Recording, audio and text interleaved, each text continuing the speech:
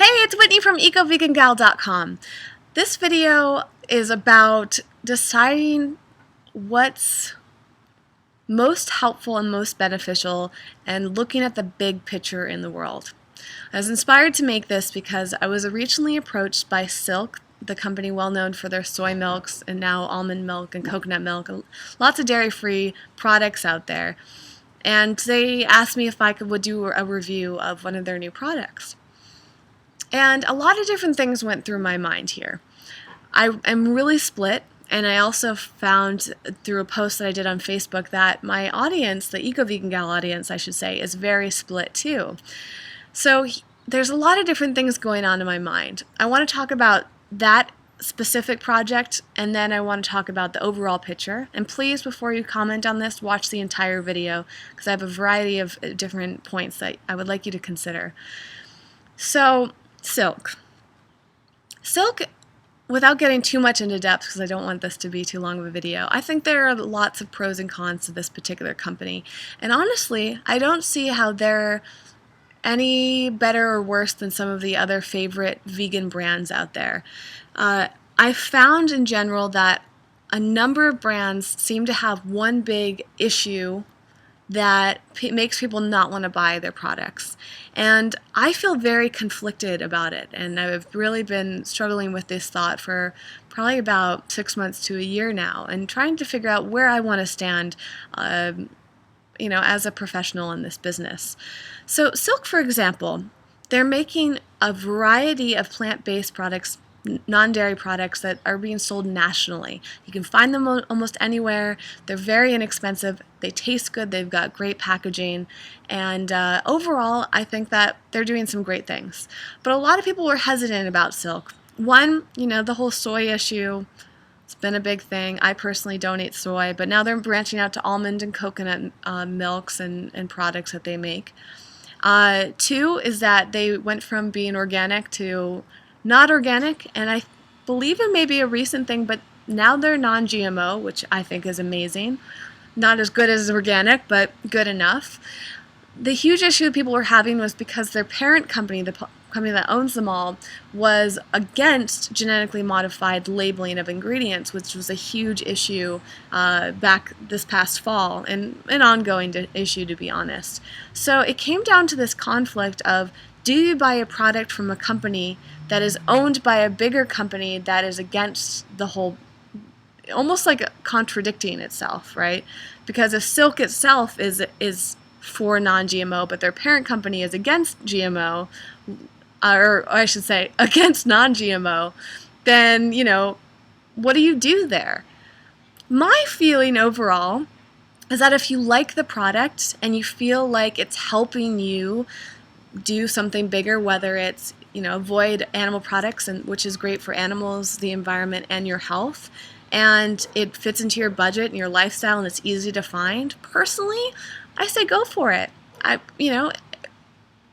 Maybe you want to switch it on and off with other companies and support some of the smaller brands, and of course I always recommend making your own products as well, but for convenience sake, I would so much rather you pick a product by a company like Silk, for example, than go buy an animal-based product, right? And that's the huge thing. That's what Silk is going after. They're trying to help people transition away. And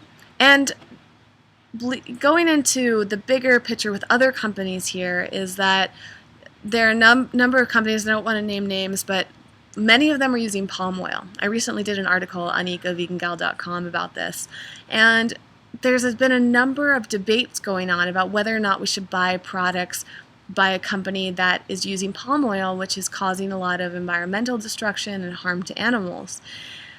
Some of these products are delicious, and they make being vegan really easy, whether they're non-dairy butters, non-dairy snacks. These are things that you can find in the store. They're inexpensive, and like I said, they taste good. So for me, they're making it easier to be vegan. Now, being vegan is saving animals in itself, but if one ingredient in there is killing animals, does it kind of like even it out? Does it even make sense to buy it in the first place? But on the other hand, I suppose if more people were switching to veganism, we could potentially save more animals than that one ingredient is harming. So it's a tricky thing. Unfortunately, I don't believe we live in a world where it's possible to be perfectly vegan. Some way or another, a lot of our choices in our lifestyle are going to harm animals, whether it's the tires on our car to the number of things in our household. It's just, unfortunately, in this world, very challenging to avoid killing anything or killing plants, as it may be. And it becomes this whole thing where maybe we're striving too hard to be perfect, and a lot of the times by saying, well, you can't, I want you to be vegan, but you can't have this product, you can't have this product, avoid this product, this company's bad, this company's bad. Especially to new vegans, it may be so overwhelming. They say, you know what, it's too hard to be vegan, I can't do it, I give up. And that's the last thing that I want. So when I was considering this review for Silk, I kept thinking, well, they're making it easier for people to go vegan, and that alone is great. Sure, they might be using, cane sugar, but their whole thing is avoiding high fructose corn syrup. Again, the average person is consuming a lot of products with that in it. That's no good. And sure, this product has coffee in it, and generally I advocate for a coffee-free and low-caffeine diet, but people love their coffee. It makes them feel good. It helps them get through their day. And actually, there's a number of research out there that says that coffee really isn't so bad for you. Some people even believe that coffee is good for you. So maybe it's not so bad if you have a Silk iced latte every once in a while. And maybe I should be helping them promote it so that more people can transition over to it. But then there was this whole idea of the dedicated, super health conscious, super environmental people out there, and honestly being kind of concerned that they're going to be upset with me if I support a company and a product like this. So I've been debating this project, and again, it's honestly just a simple little review. I just don't know what to do at this point. And it's really not even just about the Silk thing. It's about all these different issues that we have. So I'm curious, what is your opinion on this?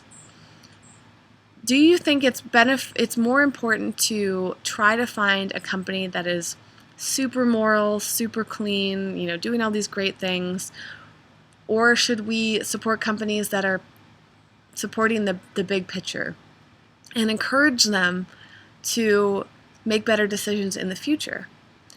Personally, that's usually where I end up. Let's take this palm oil issue, for example. There's a number of companies that I think are doing amazing things out there, and they're using palm oil.